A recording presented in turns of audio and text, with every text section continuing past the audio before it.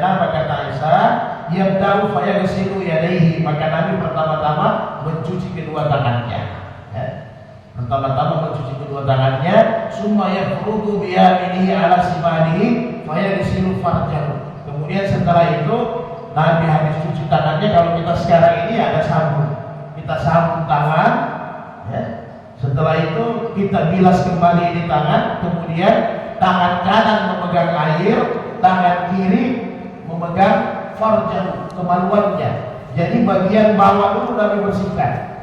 Jadi semua bagian pusat sampai ke ujung mata kaki itu dibersihkan sama Nabi.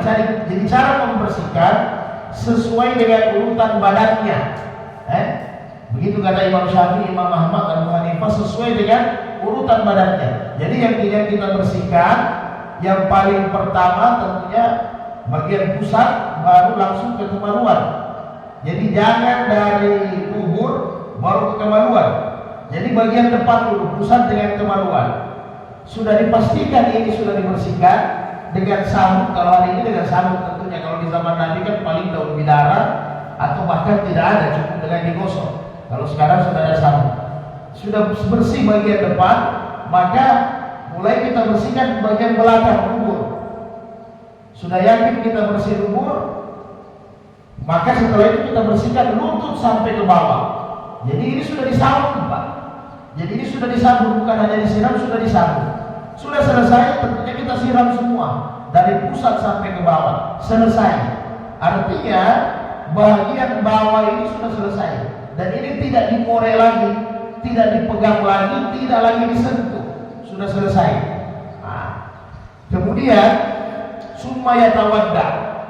Kemudian ditambah sama Maimunah, summa afada syahid apa? Ditambah summa afraga farji waga selalu bisimali summa daraba bihal arda. Setelah mencuci semuanya yang sudah menyiram, dulu Nabi setelah itu Nabi gosok di tanah. Karena memang kamar mandi Nabi begitu. Nah, kalau kita setelah itu pakai sabun ulang, gosok ulang tangan. Sudah selesai, kita wudu semuanya tawadda. Wudu seperti mana wudu salat. Wudu seperti mana wudu salat. Karena wudunya mandi janabah ini, kalau tidak berhadas nanti tidak kentut dan tidak kencing kembali, ini wudunya bisa dipakai untuk salat. Sudah bisa langsung ke masjid, tidak perlu wudu lagi. Nah, jadi wudunya seperti mana wudu salat. Hanya ada dua. Kalau Aisyah wudunya langsung sampai kaki semua. Kalau Maimunah istri Nabi yang satu, wudunya hanya sampai telinga, sampai kepala. Nanti setelah habis mandi baru disiram ulang kakinya. Itu kalau versi Maimunah. Kalau versi Aisyah hanya bedanya di situ.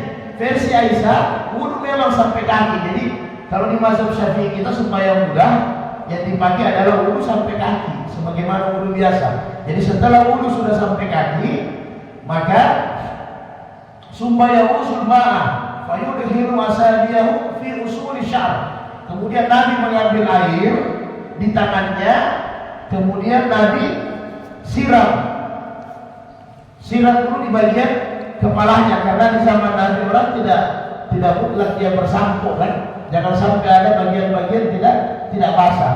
Jadi Nabi ambil air 3 kali, pastikan semua kulit-kulit kepalanya basah.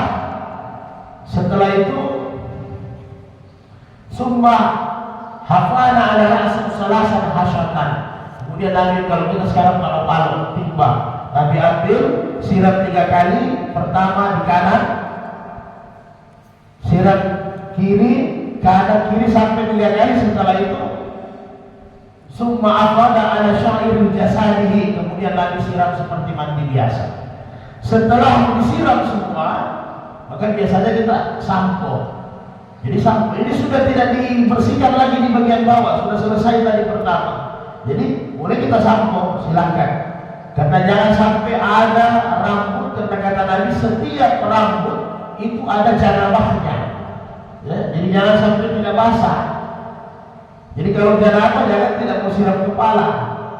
Lain kalau orang sakit. Ya.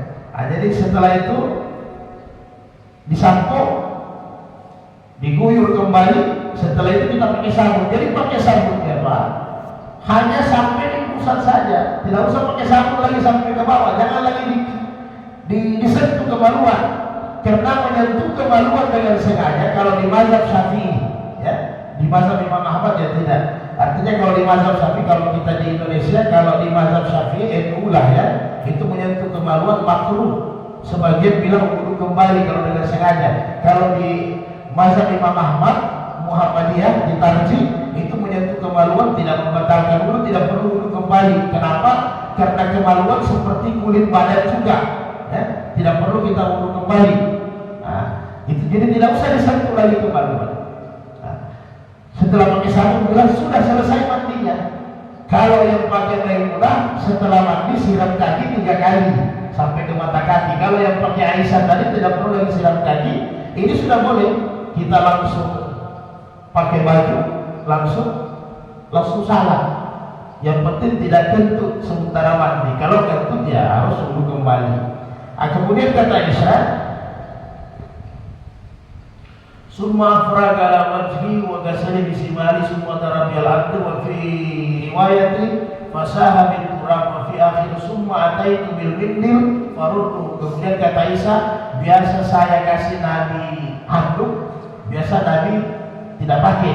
Jadi Nabi itu sebelum pakai handuk, Nabi bersihkan sendiri dengan tangannya, karena memang ada keutamaan di sini. Jadi wudu dengan janabah, sisa-sisa airnya yang menetes itu menghapuskan dosa-dosa. Jadi tidak main-main. Jadi mandi janabah saja wudu, sisa air yang menetes itu menghapuskan dosa-dosa bagi orang yang mandi, bagi orang yang wudu. Jadi biasanya Nabi tidak langsung pakai handuk, bersihkan dulu, kasih jarum semua, banyak menetes baru Nabi berpakaian, baru Nabi pakai handuk. Kemudian Ummu Salamah radhiyallahu anha, istri Nabi juga bertanya, "Qalat qultu ya Rasulullah, inni imra'atun asyqu sya'ra ra'si." Saya ini wanita yang bersangkul, mengikat rambut. Bagaimana? Apakah saya harus buka ikatannya? Maka kata Rasulullah, afa'anku duhul lil muslim janabah wa fi riwayatil qal la innama yakfika an nuksiya ala ra'sika salasatan hayatan. Jadi kata Nabi, kalau kau bersangkul, tidak usah kau buka sanggulmu, yang penting pastikan air di atas kepala kau siram di atas kepala 3 kali. Nabi bilang baru mandi biasa itu sudah cukup untuk wanita yang memang yang bersangkul.